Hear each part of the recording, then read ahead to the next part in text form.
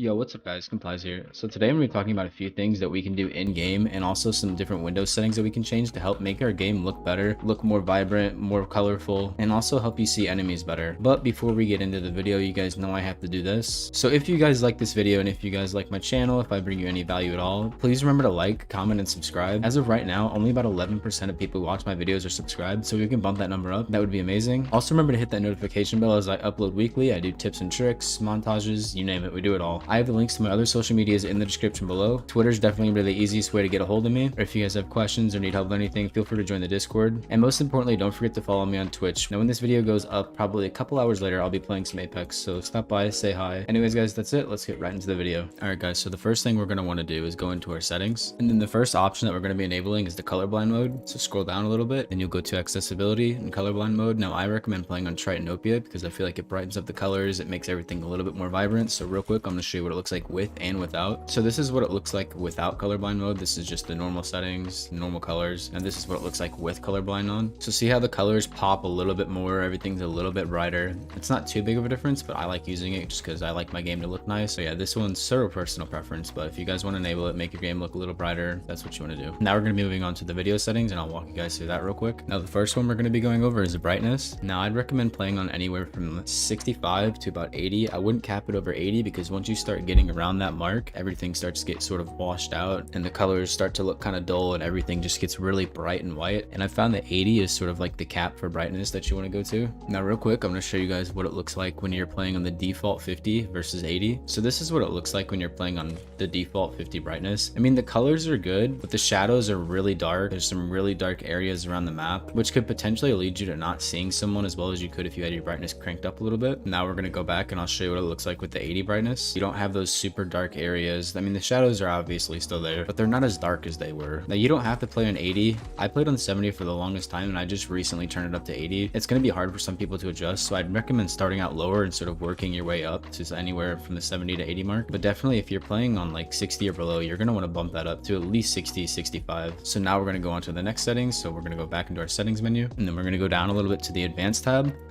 And I know a lot of people, they like to have high graphics, they want their game to look nice, but enabling these settings anywhere from like medium to high is going to cause more clutter on your screen. It's going to make it harder for you to see things. So I'm going to go through a few settings that you can keep on, but for now we're going to turn everything to the lowest, just disable absolutely everything, and then I'll walk you guys through what you can turn on if you want your game to look good without it being too visually cluttering and making it hard to see enemies. So the first thing that we can enable is anti-aliasing. So what this does is that it sort of smooths the edges so it doesn't look as jagged and you don't get those weird moving lines. Personally, I like those lines. I like everything to be a little jagged because it makes it look a little bit more clear to me. Personally, anti-aliasing makes the game look kind of blurry and kind of muddy for me, but if you don't want those jagged lines, you want everything to be very smooth and silky, this is a setting that you can turn on. Now the next thing we're going to be going to is streaming budget, and if you want the absolute highest FPS possible, keep it to none, but it doesn't have too big of an impact on your FPS, but it does make your game look a lot nicer when you crank it up to at least low. You could even get away with running this on insane if you have a decent PC and it won't affect your frames too much. So now I'll show you guys what it looks like when you have this cranked up to insane. It's going to fill in these textures and you'll notice that most in your guns and in your hand and on your character model, it's not blurry and it's not muddy like it once was just a second ago when we had them set to none. I personally run mine on medium or high. I don't know, I just kind of switch it up depending on the day, but you guys can do whatever you want, experiment with it, find out what looks best for you. It won't affect your FPS too much, but it's going to give you a lot better textures, make your game look a lot better while also not being like too visually cluttering or taking away too much from seeing enemies or FPS or anything like that. Alright guys, so now we're going to go back into our setting and I'll show you a couple more things real quick. Now we're going to scroll all the way down and go to model, effect, and impact marks. Now you're going to want to set model and effects details to low and impact marks to disabled. Now in my auto exec file that I'll leave in the description below, it'll show you how to set the model detail even lower, which removes a ton of unnecessary clutter from the screen and it doesn't fully render certain objects in the game so you can see a little bit more. As for effect details, you want to leave this low because when you crank this up, things like thermites, grenades, certain explosions like bang ult or caustic ult, the graphics on those are going to be enhanced and a lot more vibrant, so it's going to be a lot harder to see through those and there's going to be a lot going on screen, so setting this to low will help you clear a lot of that up. As for impact marks, there's no reason to have those on. Just disable those. All it does is put bullet holes in walls and stuff like that, so there's really no need to have that on. So that's it for in game. Now we're going to hop out of game and I'll show you a couple of other tweaks that you can do to help enhance the color of your game. So the first change we're going to do is called digital vibrance, and we're going to be enabling that through the NVIDIA control panel. So all of my NVIDIA users, this part is for you. As for AMD users, I'll have something for you right after this, so stick around. So all we have to do to get into our NVIDIA control panel is right click on NVIDIA control panel, wait for it to load, then you go into your display settings, and then you go to adjust desktop color settings. Go down a little bit and you'll find the digital vibrance setting. Now by default, this is set to 50. I usually have mine on 80, which I know is pretty high. A lot of people play even higher than that, honestly, but I'd recommend setting it anywhere from 65 to about 80. Just like the same with the brightness, I'd really recommend you guys trying this to 65, seeing how you like it, and then eventually like working your way up if you think the colors are still kind of bland and washed out. But yeah, I play on 80. You guys can try it out if you want. All you have to do, hit apply, and it'll do it only for this desktop. If you have 2 monitors, you'll have to go up here, switch between monitors. I personally have it on 70 for my other monitors since I don't play in that, but the colors are pretty similar. But if you guys don't want the desktop to be colored too, you just want that to have the normal colors, you don't want it to be too saturated, there is a program called Vibrance GUI. I'm going to be leaving a link to that down in the description, and real quick I'm going to show you guys how we download it and set that up. Now this is also the thing that AMD users can do as well, because I'm not too sure if the AMD drivers have an option to enhance the colors and make it more vibrant. I don't have an AMD card, so I don't really know how to test that or how to look for it. So once you get into your browser, you go to vibranceGUI.com. I'll leave a link to it in the description below. All you do, hit download desktop for PC. It's going to download. Now you guys will need WinRAR for this, or maybe not. You might be able to just use the regular WinZip, but I'd recommend getting WinRAR anyway. But yeah, just open up this zip file, minimize that, drag this to your desktop or wherever you want to keep it, doesn't matter. You want to double click it to open it, and this is what you can do. Like I said, default is set to 50. I like to have mine on 80, and then there's a couple settings that you want to tick. You want to have affect primary monitor only and never change resolutions ticked, so we're gonna go ahead and click both of those. So now what we need to do, we need to add Apex so that when Apex is open, Vibrance can recognize that it's open and only change the color of that application. So the easiest way to do this is start up Apex. I'm gonna go ahead and start this up.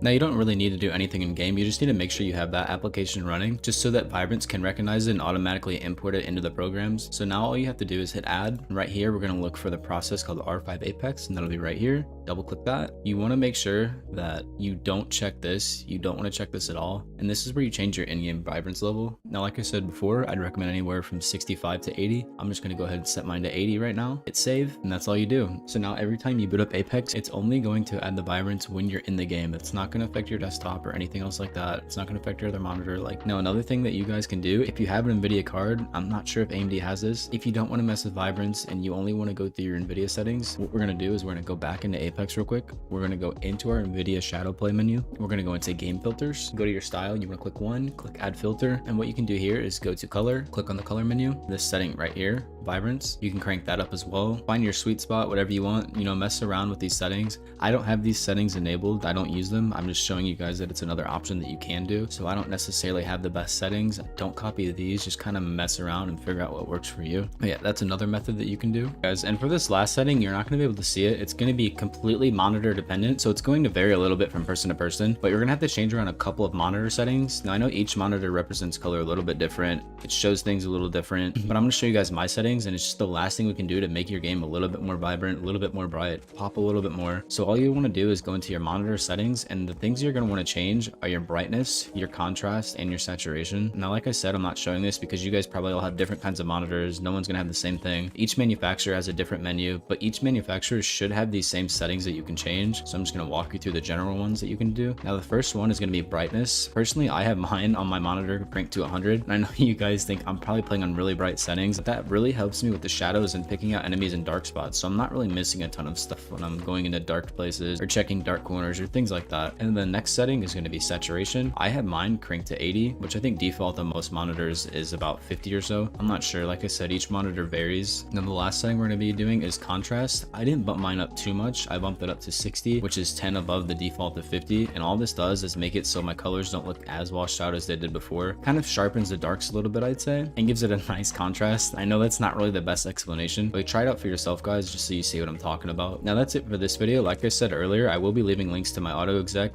and the video configs in the description below. I'll leave it for stretch res, and I'll also do it for native res for you guys who don't play stretch res, just so you don't have to go in and change stuff yourself. I think these settings are pretty good for seeing people. It makes your game look a lot more colorful, a lot more vibrant, things pop more, and I don't know, I just feel like it makes the game look more alive for me, which in return just kind of makes the game more fun to play. No one wants to play a really bland, dull looking game. I don't know, that's just my opinion. Everyone's a little bit different. But yeah, if this video helped you guys, remember to leave a like, comment, and subscribe. Don't forget to check out my social medias in the description below. We're nearing 7K subs, which we're hitting it so fast. We're gaining a lot each day. I know I say it a lot, but thank you guys so much. And also, before I end this video, be sure to follow my Twitch in the description below. Now, probably a couple hours after this video goes live, I'll be playing some Apex. So yeah, come by, hang out, say hi, come chat with me. You know, if you guys have any questions, feel free to ask. You can join the Discord in the description below as well if you have any questions. But yeah, guys, that's it for me. I hope this video helped you, and I hope you guys have a great rest of your day. Peace.